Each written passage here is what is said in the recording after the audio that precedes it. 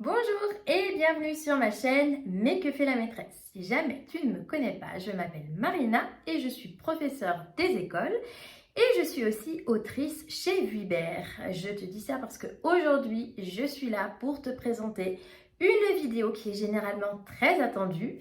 Tadadadadam, puisque je vais te présenter mon planeur de professeur des écoles édition 2023-2024. Vous pouvez voir à côté son petit frère, le bullet agenda, que je vous présenterai dans une prochaine vidéo. Donc, si tu es professeur en cycle 1, en cycle 2, en cycle 3, si tu es remplaçant, si tu travailles dans le spécialisé, je pense que cette vidéo peut t'intéresser. On va regarder ensemble et le feuilleter. Tu vas voir cette année, il y a quelques petites nouveautés avec des nouvelles pages. Donc, je vais surtout faire un focus sur les nouvelles pages. Présenter les nouveaux intercalaires de cette année et puis t'expliquer un petit peu le fonctionnement du planeur.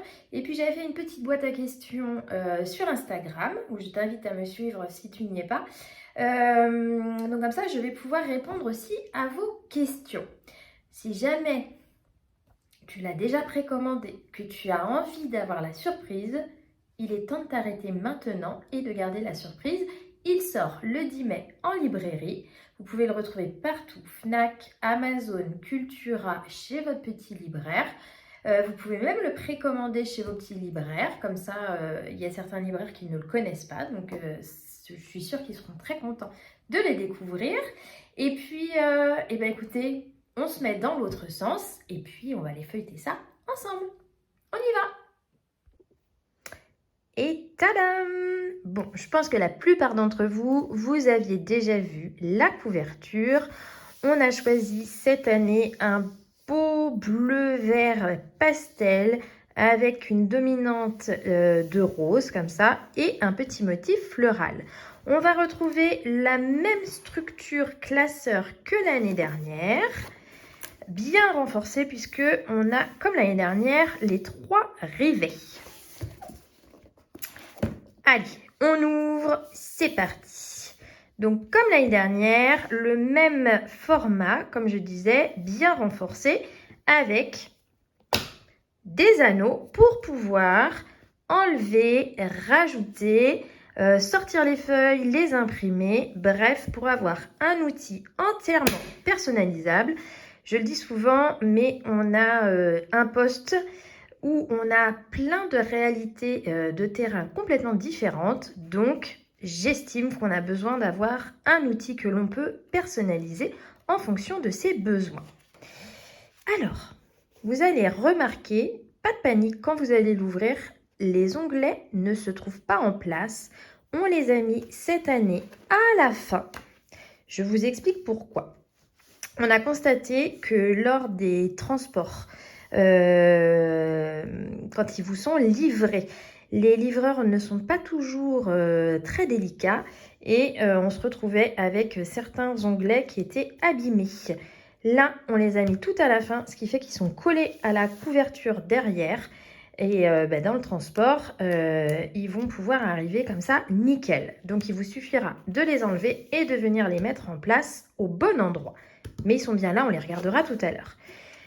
Petite page, bien sûr, de présentation où vous pouvez rajouter vos informations personnelles. Nom, prénom, votre école, ce que vous voulez. Le petit mode d'emploi avec ici un remerciement, vous verrez, pour Lilou Teach qui, depuis qu'on a mis en place le format classeur, propose une trame pour pouvoir imprimer les pages. Donc voilà, je lui ai fait un petit clin d'œil sur ce mode d'emploi pour lui dire un grand merci et vous inviter à aller visiter son blog. Alors, on commence tout de suite par le mémo du remplaçant. C'est un outil que moi, je garde toujours dans ma classe, dans mon bureau et qui est accessible en cas de remplacement dans ma classe. Donc, ici, on a tout le mémo du remplaçant avec les horaires de l'école, les services, il y a des PAI, des choses diverses, les cahiers, les méthodes. Bref, vous avez quelqu'un qui vient remplacer dans votre classe. Il aura toutes les infos nécessaires dans ce planeur. On continue avec l'annuaire de l'école, avec l'inspection, le RASED, les collègues et des contacts utiles. Je pense par exemple à des orthophonistes, peu importe, des personnes qui pourraient suivre vos élèves ou des intervenants sportifs, etc. On va continuer avec des pages pour pouvoir faire les plans de classe. Vous en avez 3 différents. Et on arrive à la partie planifier mon année. On va avoir le calendrier annuel avec en fluo les jours fériés, en gris les samedis, dimanches et les vacances. Les dates importantes avec vos périodes. Vous me le demandez souvent, il y aura bien entendu le mémo des périodes à perforer et à glisser qui peut vous servir de marque-page et les petites notes. On commence déjà par une nouveauté puisque nous avons cette année introduit les programmations. Donc voici à quoi ressemble une page de programmation et vous avez là un QR code. En effet, je vous ai proposé une double page de programmation que vous pouvez au choix photocopier si vous voulez écrire directement dessus. Il vous suffit alors d'indiquer la discipline. Ici, on peut noter les sous-domaines et période 1, 2, 3, 4 et 5. Vous pouvez ajouter le nombre de semaines. Nous sommes très nombreux à faire nos programmations de façon numérique, donc le petit QR code vous renverra sur mon blog et vous pourrez télécharger des programmations. Vous aurez les trames qu'il n'y aura plus qu'à remplir, imprimer. Vous faites vos petits trous et vous les ajoutez dans votre planeur. Je pense que je ferai différentes versions, mais au moins vous aurez des programmations assorties au planeur. On continue avec une autre nouvelle double page, puisqu'on a ici le mémo des anniversaires de la classe et puis de quoi mettre les photos de vos élèves. Donc, on les a rangées mois par mois. Donc, il suffit de venir coller la photo de votre élève et puis d'indiquer son prénom en dessous et sa date de naissance. Très pratique, pareil, si vous avez des remplaçants dans vos classes, puisque comme ça leur fait un trombinoscope. Encore des nouveautés avec de quoi noter les rituels sur l'année en les mettant rangés par période. On a mis les lectures offertes. Voilà, vous pouvez garder note de toutes les lectures offertes que vous faites dans votre classe. Vous pouvez noter les chants et les poésies. Voilà, c'est très pratique aussi en fin d'année. Vous pouvez les photocopier, les donner à vos collègues suivantes qui peuvent avoir une trace de ce qui a été fait dans votre classe. Voilà, ça, c'était les grosses nouveautés de cette année. On retrouve les pages pour se repérer dans les plannings. Donc, on peut mettre, par exemple, l'utilisation de la cour, d'une classe mobile, de la bibliothèque, etc. On vous en a mis 2 différents. Se repérer dans les plannings des intervenants extérieurs. Moi, ça, c'est une page que j'utilise pas mal parce que dans mon école, on a piscine, patinoire, on a des intervenants, des projets. Donc, ça me permet de ranger tout ça et d'avoir ça, voilà, mon année en un clin d'œil. Un petit mémo sur comment est-ce qu'on fait son emploi du temps avec le rappel des horaires. De quoi faire 2 emplois du temps différents. Pareil, si jamais vous avez peur de ne pas en avoir assez, n'hésitez pas à faire une petite photocopie pour en garder. Et on arrive au cahier journal. Un petit exemple de moi, comment je remplis le mien. Bien sûr, c'est libre à vous de l'organiser comme vous le souhaitez. On a pour chaque mois, donc c'est là où il faudra venir introduire votre premier intercalaire qui sera l'intercalaire du mois d'août. Voilà, il s'introduit ici. Pour chaque mois, on a donc l'objectif, les priorités, les dates importantes et des petits espaces de notes. On va retrouver les semaines où vous pouvez prendre des notes. Et je réexplique ici, on a un tracker mensuel. Chaque mois, vous pouvez y mettre 2 objectifs différents. Par exemple, premier objectif, celui que j'essaye tous les ans en vain, ranger ma classe. Et donc, vous pouvez colorier chaque jour si vous avez réussi à atteindre votre objectif ou pas. Vous pouvez aussi l'utiliser en utilisant, moi j'aime bien faire ça, un numéro. Moi, mes élèves, ils ont chacun un numéro. Donc, par exemple, je ne sais pas, pour les rituels du matin, je peux colorier qui est-ce qui est passé dans le mois, ce qui fait que ça me permet que tout le monde passe. Voilà. Ça, le tracker, mais vous avez une petite explication ici de ce que c'est si jamais vous ne vous en rappelez plus. Voici comment se présente le cahier journal. On a une lecture horizontale avec tous les jours, donc lundi, mardi, mercredi pour ceux qui ont école, jeudi, vendredi. On peut noter en haut 2 options, soit des horaires, soit des disciplines. Moi, je fonctionne en discipline. J'ai un emploi du temps qui est très ritualisé.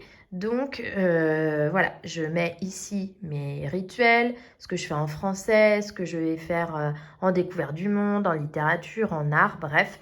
J'aime bien me faire des colonnes disciplines et noter brièvement ce que je fais.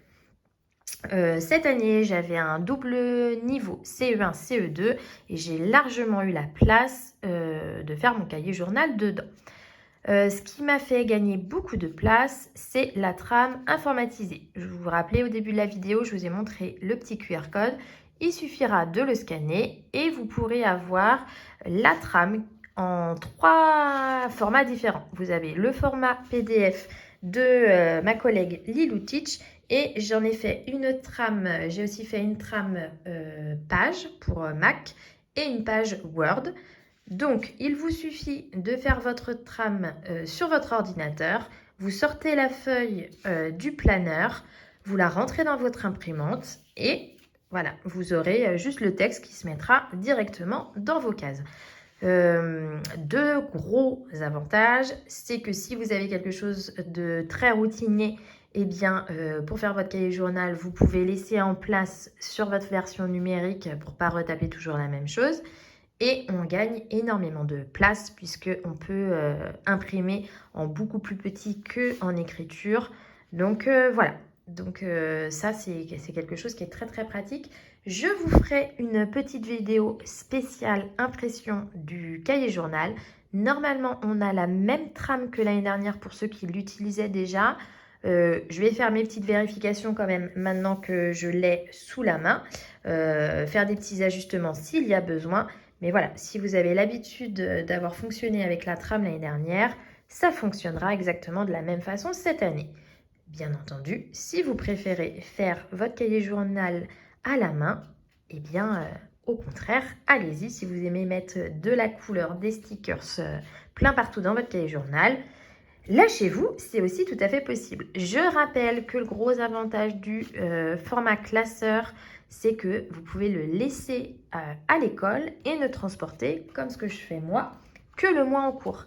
C'est-à-dire que je prends l'intercalaire avec toutes les pages du mois en cours, je les enlève, je les mets dans un petit classeur souple et je ne transporte que ça entre chez moi et l'école. Donc celui-là reste à l'école et j'en porte que le mois en cours et les quelques feuilles dont j'ai besoin. On va retrouver ainsi tous les mois, donc du mois de septembre au mi-juillet. On va retrouver comme ça, voilà, tous les mois. À chaque fois, vous avez la couleur assortie à l'intercalaire. J'ai fait exprès de laisser les intercalaires à la fin pour pouvoir vous les présenter. Ensuite, je montrerai le planeur et je vous le montrerai monter. C'est très facile à installer puisque vous allez voir que la couleur en haut correspond à l'intercalaire. Allez, on passe toute cette grosse partie cahier journal. Et vous avez vu ça un peu, je tombe directement dessus. Je commence à le connaître un peu par cœur. On passe donc au suivi des élèves. Comme vous avez vu, on a fait le choix de mettre des nouveautés, mais il a fallu gagner de la place, donc nous avons enlevé les feuilles avec les compétences codées. On s'est dit, voilà, à ça il y avait plusieurs raisons. La première raison, c'est qu'il y a quand même beaucoup de collègues qui utilisent mon planeur depuis 3 ou 4 ans, donc qui ont déjà les compétences codées. Donc, on peut récupérer les anciennes pour les glisser dans le nouveau. Ou autrement, on peut venir les télécharger avec le nouveau design sur mon blog en utilisant le QR code. L'avantage, c'est qu'on a mis les 3 cycles, cycle 1, cycle 2, cycle 3, et vous pouvez choisir que celles qui vous intéressent pour les imprimer et les rentrer dans votre planeur, ou les télécharger et les garder en numérique sur votre ordinateur. Voilà, ça nous a quand même fait gagner beaucoup de pages et ainsi vous proposer des nouvelles pages qui n'étaient pas disponibles dans le planeur. Ça, c'est mon petit code de correction. Je vous laisserai le lire si ça vous intéresse. On a ici la liste des élèves avec leur date de naissance, savoir s'ils sont gauchers ou droitiers, s'ils portent des lunettes et s'il y a des besoins particuliers à noter. On a fait plusieurs listes qui vont jusqu'à 30 et qu'on a numérotées. Et ensuite, on va se retrouver comme ça avec le tableau de suivi des compétences. On peut noter, reporter le nom, le prénom de vos élèves. On a numéroté en face pour que ça soit facile si vous faites sur une double page. Et ici, on peut intégrer le code de chaque compétence. Comme je vous ai dit, on peut télécharger les compétences codées sur mon blog. Et donc, on note la compétence et on peut reporter ainsi toutes les évaluations. Très pratique quand on doit faire le report après, quand on fait son LSU. Moi, j'ai ça sous les yeux, vu que je le complète au fur et à mesure. Et bien après, dans le LSU, j'ai plus qu'à reporter et on va beaucoup plus vite. Voilà, vous avez plusieurs pages. Moi, je fonctionne par domaine. Vous pouvez aussi fonctionner si vous avez plusieurs classes. Ça vous laisse une couleur par classe, par exemple. Voilà, on a des pages vertes, des pages bleues. Voilà, vous avez largement de quoi faire. Ensuite, on va retrouver ici un petit mémo sur les élèves à besoins particuliers, les démarches que l'on peut faire. Ici, un tableau des prises en charge. Si vos élèves sont pris en charge à l'extérieur, vous allez pouvoir noter tout ça ici. Pratique aussi si vous avez un remplaçant qui peut avoir accès aux prises en charge. On passe ensuite au suivi administratif avec comment optimiser son suivi et la réexplication des 108 heures. Pareil, une nouvelle page qu'on m'avait beaucoup demandé qui était dans le bullet mais pas dans le planeur. Donc, on a intégré dans le planeur pour le suivi des 108 heures. Donc, les conseils d'école, les formations, les concertations et la même page qu'on avait déjà sur les suivis des APC. Les jours d'APC, les 36 heures d'APC avec le contenu et les élèves qui seront pris en charge. On a ensuite la relation parent-enseignant, cette feuille que j'utilise pour noter toutes les demandes de rendez-vous. Que ça soit, donc vous mettez la date, l'élève, initié par, est-ce que c'est moi qui ai demandé le rendez-vous, est-ce que ce sont les parents, et rapidement le motif. Ça c'est bien en fin d'année, pareil, je m'assure d'avoir vu toutes les familles, voir ceux que j'ai vus plus souvent, parce que mine de rien, on oublie au fur et à mesure qui on a vu ou pas. Et ensuite, à la fin du planeur, on retrouve les suivis individuels. Donc vous avez de quoi faire une feuille par élève, en notant le nom, le prénom, les observations, sa date de naissance, petit compte-rendu de rendez-vous. Moi, je l'utilise au quotidien. Ça veut dire que quand je corrige mes cahiers, si j'ai observé quelque chose, une inquiétude, une question, un progrès, me dire s'il faut que je sois vigilante à quelque chose sur un élève. Voilà, j'ai une feuille par élève que je complète au fur et à mesure. En fin d'année, très pratique aussi quand vous faites vos classes. Moi, je les emmène, je peux les photocopier et les transmettre à mes collègues ou les glisser dans leur dossier. Je sais qu'à l'école, on a une pochette par élève. Eh bien, on peut imaginer photocopier et glisser de ça dans la pochette. On m'a posé la question sur Instagram, comment ça se passait avec les parents quand j'avais rendez-vous. Je mets ma petite feuille de suivi à côté de moi. Je n'ai jamais eu de parent qui m'a fait une réflexion parce que je prenais des notes. Ça me paraît plutôt professionnel d'être à leur écoute et justement de prendre des notes afin de ne rien oublier. Voilà, quand on s'engage à faire, je ne sais pas, un suivi orthophoniste, je peux le noter. Quand je donne des conseils, je le note. Voilà. Alors quand ça se passe très bien, forcément, mes feuilles sont moins remplies que pour d'autres élèves. Mais voilà, j'ai jamais eu de retour de parents sur l'utilisation de ces feuilles. On m'a demandé le grammage du papier. Alors, je n'ai pas le grammage en tête. C'est le même que l'année dernière. Ça reste un papier très épais, puisque moi, quand je le complète à la main ou quand j'imprime, ça ne traverse pas. Ce n'est pas du papier qui boit. Le crayon, voilà, c'était une exigence que j'avais. J'avais demandé de toute façon à ce que ça soit du papier épais. Voilà. Bon, on ne peut pas se rendre compte comme ça à travers la vidéo, mais si vous connaissez celui des autres années, c'est le même papier. Et puis, sinon, je vous invite à aller le feuilleter en librairie quand il sortira pour vous rendre compte. Mais voilà, c'est du papier assez épais. Allez, toutes les feuilles de suivi. On a de quoi faire, je crois qu'on en a 32 des pages de suivi. On arrive presque au bout. Je suis bavarde, comme chaque année. Mais il y en a des choses à dire. On a, pour finir, une checklist administrative, pareil, qu'on avait mis dans le bullet agenda, qu'on a rajouté dans le planeur. Et ensuite, vous allez avoir les pages de prise de notes pour le conseil d'école, pour les conseils des maîtres, pour les conseils de cycle, pour les animations pédagogiques et les formations continues. On a rajouté donc une petite page pour les commandes. Et on m'avait demandé de rajouter des pages de notes. Donc voilà, vous avez 2 pages de notes personnelles. Vous pouvez bien entendu les photocopier si vous voulez. Moi, je sais que je vais en garder une vierge que je vais photocopier. Et comme ça, je me ferai un petit stock pour pouvoir les ajouter si j'en ai besoin. On retrouve à la fin les intercalaires. Si jamais vous avez été curieux, vous vouliez voir les nouveautés et vous avez regardé avec moi toutes les nouveautés, mais que vous voulez la surprise des intercalaires, pareil, vous pouvez vous arrêter là. Allez, on les regarde ensemble.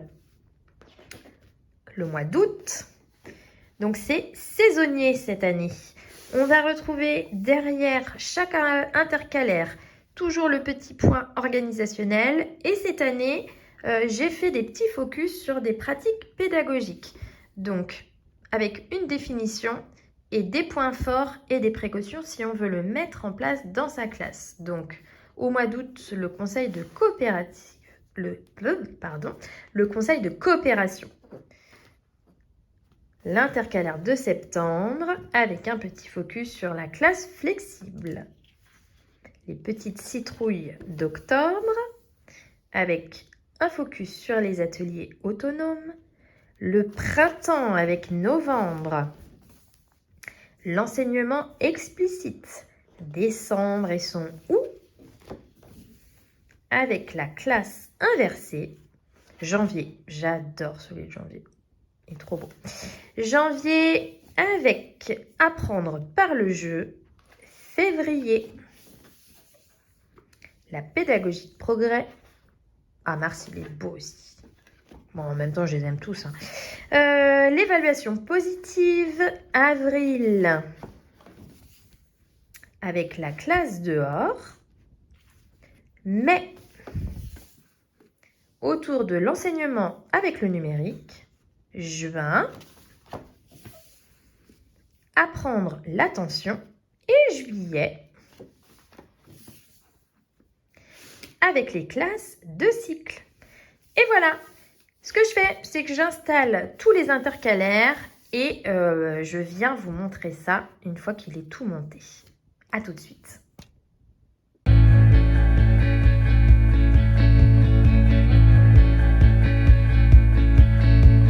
Through the fields of our paths, feelings part our ways, keeping us close but estranged now. Dreams holding us closer, meadows of our youth, 107 days, but recalling it backwards. Our dreams holding us closer. Ooh, we can see so clear. Ooh, we can see so clear. Et voilà, j'ai tout monté. Franchement, ça m'a pris même pas 3 minutes. J'ai oublié de préciser le grammage des pages. Je vous ai dit, elles étaient assez épaisses. Et les intercalaires, ils sont en carton très rigide. C'est pas du tout un format papier. Voilà, c'est hyper solide. Dernière question à laquelle je n'ai pas répondu. Est-ce qu'il rentre dans un cartable? Oui, hein, ça reste un classeur. J'ai un cartable assez classique dans lequel il rentre. J'ai 2 cabayas, j'ai un moyen et un large, et il rentre largement dans les 2 formats, que ce soit le moyen ou le grand, il rentre dedans. Je vous remercie d'avoir regardé cette petite vidéo de présentation. Si jamais il vous reste des questions, n'hésitez pas à les poser dans les commentaires. J'y répondrai avec grand plaisir. Bon, vous voyez la taille, je le porte à une main facilement. Et puis, on se retrouve bientôt pour la présentation de son petit frère, le bullet agenda. Oh, regardez, cette année, il brille de 1000 feux. Donc, je ferai pareil, une vidéo feuilletage de mon bullet agenda. Et j'ai prévu de vous faire une petite vidéo comparative des 2 outils, puisque c'est une question qui revient tous les ans. Moi, j'utilise les 2, je ne peux pas me passer les 2. Donc, je vous expliquerai comment j'utilise les 2. Comme ça, si jamais il reste des questions, je pourrai aussi y répondre. Je vous dis à très bientôt. N'hésitez pas à laisser un petit like, à partager la vidéo si vous avez dans vos entourages des professeurs des écoles qui pourraient être intéressés. Et on se dit à très bientôt. Bye bye!